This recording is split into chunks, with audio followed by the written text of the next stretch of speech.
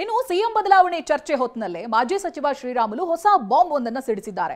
ಬಿಹಾರ ಚುನಾವಣೆಗೆ 300 ಕೋಟಿ ವಸೂಲಿ ಮಾಡಿ ಕುರ್ಚಿ ಭದ್ರಾ ಮಾಡಿಕೊಂಡಿದ್ದಾರೆ ಅಂತ ಗಂಭೀರ ಆರೋಪ ಮಾಡಿದ್ದಾರೆ.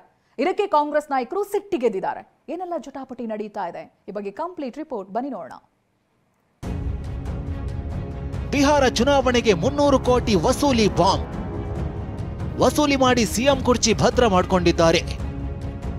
ಬಿಜೆಪಿ ಮಾಜಿ ಸಚಿವ ಶ್ರೀರಾಮುಲು ಸ್ಫೋಟಕ ಹೇಳಿಕೆ. ಊಟಕ್ಕೆ ಕರೆದು 300 ಕೋಟಿ ರೂಪಾಯಿ ಕಲೆಕ್ಷನ್ ಅನ್ನು ಮಾಡಿದ್ದಾರೆ. ಕಾಂಗ್ರೆಸ್ನಲ್ಲಿ ಪಟ್ಟದ ಫೈಟ್ ದಿನಕ್ಕೊಂದು ಸ್ವರೂಪ ಪಡೆಯುತ್ತಿದೆ. ಮತ್ತೊಂದು ಕಡೆ ಬಿಹಾರ ಚುನಾವಣೆಯು ರಂಗೇರಿದೆ. ಇದೇ ಹೊತ್ತಿನಲ್ಲಿ ರಾಜ್ಯದಲ್ಲಿ ಫಂಡಿಂಗ್ ಸದ್ದು ಕೇಳ್ತಿದೆ. ಬಿಹಾರ ಚುನಾವಣೆಗಾಗಿ ಹೈಕಮಾಂಡ್ಗೆ ಕಪ್ಪ ಕಳಿಸಲಾಗ್ತಿದೆ ಅಂತ ಬಿಜೆಪಿ ಪದೇ ಪದೇ ಆರೋಪಿಸ್ತಾನೆ ಇದೆ. ಮೊನ್ನೆಯಷ್ಟೇ ರಾಜ್ಯದಲ್ಲಿ ಸಚಿವರೇ ಲೂಟಿಗಿಳಿದಿದ್ದಾರೆ ಅಂತ ಬಿಜೆಪಿ ಸಂಸದ ಬಿವೈ ರಾಘವೇಂದ್ರ ಬಾಂಬ್ ಹಾಕಿದ್ರು. ಕರ್ನಾಟಕ ರಾಹುಲ್ಗೆ ಎಟಿಎಂ ಆಗಿದೆ ಅಂತ ವಿಜಯೇಂದ್ರ ಸಿಡಿದೆದ್ದಿದ್ರು. ಅದನ್ನೇ ಒಮ್ಮೆ ಕೇಳಿಸಿಕೊಳ್ಳಿ.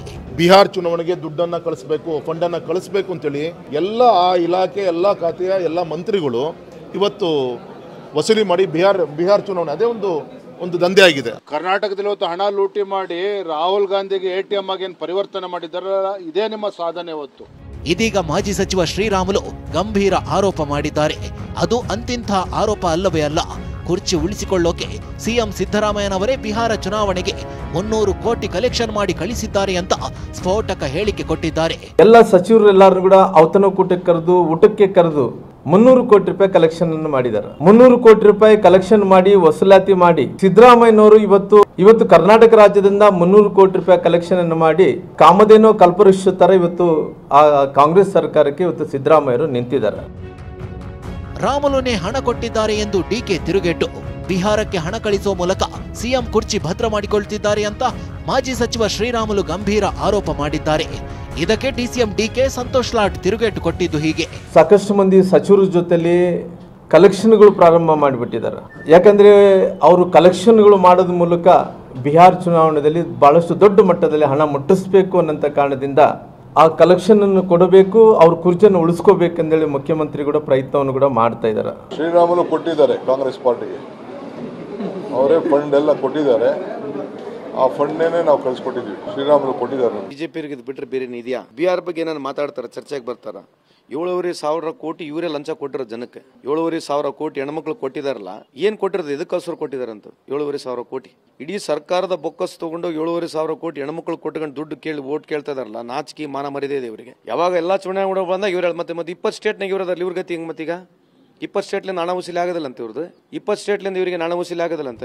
ಕರ್ನಾಟಕದಲ್ಲಿ ಚುನಾವಣೆ ಇದ್ದಾಗ ಕೇಂದ್ರದವರು ಖರ್ಚು ಮಾಡಿಲ್ವಾ? ಸುಖಾಸುಮ್ಮನೆ ಮಾತನಾಡಬೇಡಿ ಅಂತ ಸಚಿವ ಸಂತೋಷ್ ಲಾಡ್ ಗರಂ ಆದ್ರು. ಮತ್ತೆ ಕರ್ನಾಟಕ ಮೊನ್ನೆ ಚುನಾವಣೆಯಲ್ಲಿ ಇವ್ರು ಕೇಂದ್ರದಲ್ಲಿದ್ದಾಗ ಇಲ್ಲಿ ರೊಕ್ಕ ಖರ್ಚು ಮಾಡಿಲ್ಲ ಅಂತೇನು? ಸುಮ್ಮನೆ ಏನಾಗೈತೆ ಒಂದು ಮೈಲೇಜಿಗೆ ಮಾತನಾಡ್ಬೇಕಂತಕ್ಕಂಥದ್ದು ಭಾಳ ಜನರದ್ದು ಒಂದು ಅಭಿಪ್ರಾಯ ಇದೆ.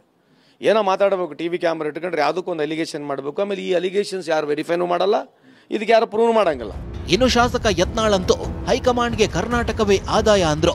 ಇದು ಸಹಜವಾಗಿ ಎಲ್ಲ ವ್ಯವಸ್ಥೆ ಕಾಂಗ್ರೆಸ್ ಮಾಡ್ಕೋತಾರೆ. ಅವ್ರಿಗೆ ಇರುವುದೇ ಕರ್ನಾಟಕ ಉತ್ಪನ್ನ ಬರೋದು. ಇಷ್ಟು ನೋಡ್ರಿ, ಅವ ಯಾರು ಪಪ್ಪಿ ಅಂತ ಹೇಳಿ ಚಿತ್ರದುರ್ಗ MLA ಹಿಡಿದ್ರಲ್ಲ, ಅವರ ಇದೇ ಆರೋಪ ಮಾಡಿ ಹಿಡಿದಿದ್ದು ಇಡಿಯವರು.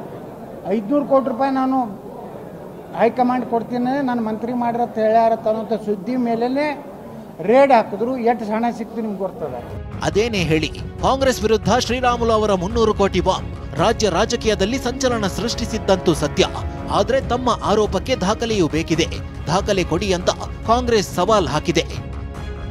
Bureau report, TV9.